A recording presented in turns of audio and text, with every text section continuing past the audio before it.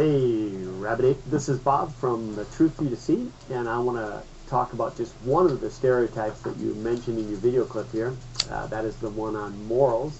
I think it's pretty plain to see that Christians aren't necessarily saying that atheists don't have morals. I think what they want to say is that you cannot explain from your atheistic worldview where morals come from. That is more straight to the point. I've never...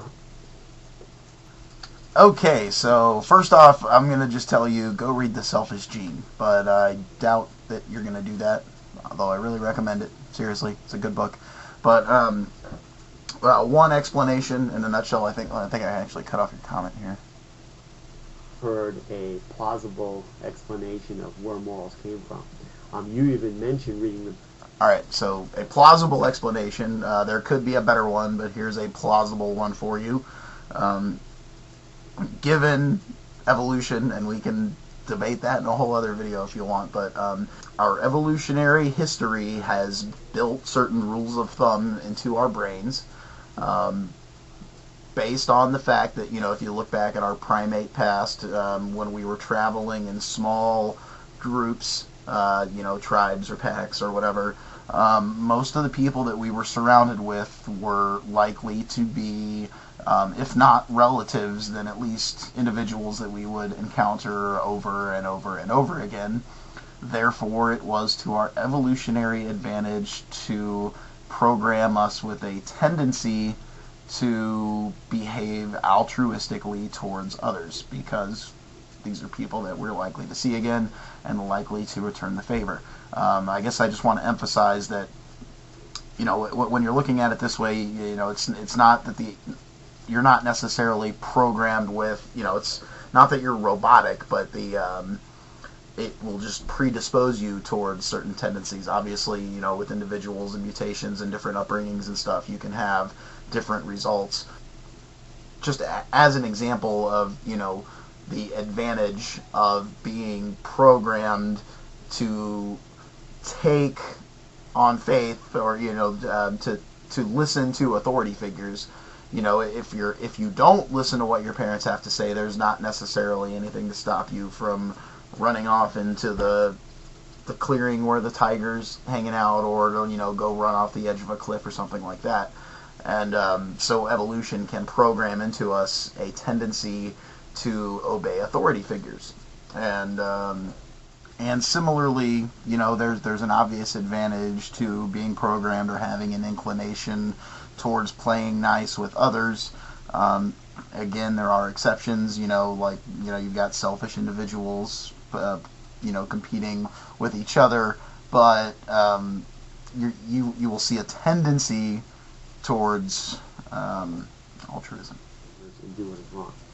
So, the Ten Commandments is the main moral measurement that God gives us. It's clearly explained in Scripture. What atheists do is they take issue with the... Which version are you looking at, by the way? Number 4, remember the Sabbath and keep it holy. This is a faith day. This is a day where we relax and trust God. This is a day that if we didn't have this in play, we would just work all the time, and anxiety and stress would just overtake us. God is... I don't need the Bible to tell me to take a day off. You're really clutching at straws here, man. Questions of morality are questions of happiness and suffering. Commandments 1 through 4 have nothing whatsoever to do with morality. Number 5, honor your father and mother. Okay? Man meets woman, they get married, they form a family, they have children. Okay, are you telling me you cannot think of a mundane, biological, natural reason that we would want to honor our father and our mother? Number 6, you should not murder. Don't need to explain this one much. No, you don't. But murdering obviously is not loving, because it just isn't. I can't explain yeah, why. We don't need a God to answer that, do we? Straightforward. If murdering is wrong, if you kill someone, they're going to come after you to kill you. Even if it's not a judicial system, you'll have anarchy before you know it. Adultery. This one had to come from God. Come on. This can be pretty easily explained in terms of social pressure, I guess. Given the fact that the a family, a stable unit is going to be beneficial towards raising an offspring. It makes sense for society to evolve institutions which pressure individuals to conform to that institution, even though the individual, from an evolutionary point of view, they want to propagate their genes, and that's what they're trying to do. So that explains that. You shall not steal. Simple one. Don't need to go big on that. Once again, it'd be the root of anarchy if we kept taking from each other. Once again, the answer to where does that come from does not require invoking a god. Lie. Ninth commandment, thou shalt not lie. Lying is addictive. Once you lie, you're lying all the time. 10, you shall... Wow, that was really brief. But yeah, again, I would think that, again, falls under something that, this... I don't even know why I'm taking this far, honestly. 10, you shall not covet. This is another one that's just supernatural. I don't think mankind can even figure out or think of this, because this is just what the heart does. As the heart goes out and wants something. Money, lust, greed, property, women, whatever. This lusting. All right, riddle me this.